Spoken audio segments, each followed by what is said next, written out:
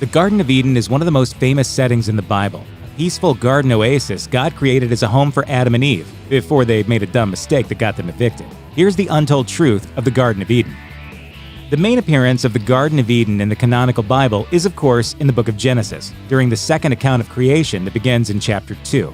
Verse 8 says, "And the Lord God planted a garden in Eden, in the east, and there he put the man whom he had formed." If you know of the Garden of Eden at all, you probably know the Genesis narrative. Eden was the place where God made a home for the first humans, filled with all sorts of plants and animals, including the famous tree of the knowledge of good and evil, which Adam and Eve were specifically instructed not to eat from. "This is the tree of knowledge. From its branches you shall not eat." Are you saying that in like a I suggest you don't, or in like a definitely don't? People being people, of course, they went ahead and did it anyway. God kicked them out of the garden, leaving behind angels to keep the now sinful humans from having access to the tree of life. Adam and Eve subsequently invented the idea of working for a living and raised children who invented the concept of murder. Of course, humans didn't just come up with this terrible idea themselves. No, it was the serpent who convinced Eve to go give that apple a whirl. She not only ate the fruit, of course, but also shared it with Adam, bringing about the fall of man and leading to their expulsion from the garden. According to the Bible, this is why, in short, life sucks and then you die. So what's the deal with the serpent? Well, popular modern interpretation commonly teaches that the serpent was actually the devil in disguise. In fact, for Christians, God's promise to the serpent that Eve's offspring would crush him is a prophecy foretelling Jesus' ultimate victory over Satan in the end times. One problem, though: the Eden serpent was not actually Satan. How do we know? Well, according to biblical archaeology, when the book of Genesis was composed, the idea of the devil hadn't even been invented yet. The idea of a powerful supernatural force who opposes God didn't develop until several hundred years after Genesis was written. Whoops. According to Genesis 3:24, when God drove Adam and Eve out of Eden, he placed cherubim and a flaming, spinning sword at the east entrance to keep humans from ever entering the garden again. A flaming sword is pretty easy to picture. But what are cherubim? Nowadays, we tend to think of cherubs as chubby angel babies thanks to their having been conflated with cupids and putti from Roman mythology and Italian art. The cherubim in the Bible are, somewhat different. Cherubim are often described in Ezekiel as mashups of humans, oxen, eagles, and lions, beings who hold up God's throne and move unflinchingly forward like unturning chariot wheels. This likely relates to the statues of cherubim on the mercy seat, which was the cover of the Ark of the Covenant where God himself was known to sit. The Jewish Encyclopedia suggests the idea of enormous beings of great power without human emotion as representatives of gods and protectors of holy spaces is an ancient Semitic belief that can also be found in the winged bulls and lions at Babylonian and Assyrian temple entrances.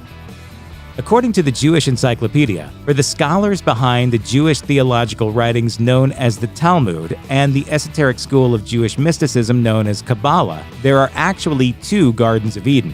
One of these is the earthly garden where Adam and Eve lived and ate fruit and played with penguins or whatever, and the other is a celestial paradise where the immortal souls of the righteous live. These two concepts are distinguished by referring to a lower and higher Garden of Eden, or calling the earthly location Gan, garden, and the heavenly one, Eden. As the Jewish Encyclopedia explains, various apocalyptic writings describe Eden as a place for the righteous who suffer innocently, who do works of benevolence and walk without blame before God. Those who make it to the celestial Eden will wear clothes made of light and enjoy the immortality that comes from the tree of life. The wicked will suffer sevenfold punishment, while the righteous will enjoy sevenfold happiness, living in mansions and walking with God, who leads them in dance. A question that has been asked and debated for centuries is the location of the physical Garden of Eden. After all, if you knew there was a place with talking animals, a flaming sword, and a tree that could let you live forever, you'd want to at least grab an Instagram selfie there. Naturally, the biblical account is the starting place for most people who assume the garden was more than a metaphor. Genesis chapter 2 says Eden had a river flowing out of it that spread into 4 branches.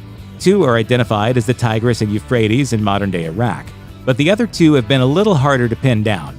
Traditionally, the 3rd river is believed to flow through India, making it either the Indus or the Ganges, and the 4th is said to be in or near Ethiopia, meaning most believe it to be the Nile. But these are traditional guesses, right? A lot of people have their own ideas about where the Garden of Eden actually is, or was. For centuries, people have looked everywhere from the depths of the Persian Gulf to rural Missouri and even the planet Mars. The Mormons, for instance, teach that after being driven out of Eden, Adam and Eve settled into a land known as Adam Undi Aman, which is located in modern-day Missouri.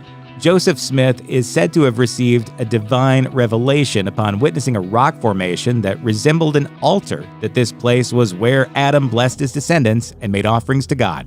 Then there's archaeologist Yaris Zarins, who in 1987 told the Smithsonian that the story of Adam and Eve's expulsion from the garden was a metaphor for society's transition from hunting and gathering to agriculture. He posited that the literal Garden of Eden is now underwater at the head of the Persian Gulf, where the Tigris and Euphrates rivers empty into the sea. And then there's Armenia. Many people, including the famous English poet Lord Byron, believe that the Garden of Eden was at the origin of the Tigris and Euphrates rivers in Armenia, rather than at the end of the Persian Gulf. They also point to the fact that Mount Ararat, the final resting place for Noah's Ark, is located on the Armenian plain as well. So what's the truth? Well, that's one bit of knowledge that the serpent's apple didn't seem to grant us. Ironic, isn't it? Check out one of our newest videos right here. Plus, even more grunge videos about your favorite stuff are coming soon. Subscribe to our YouTube channel and hit the bell so you don't miss a single one.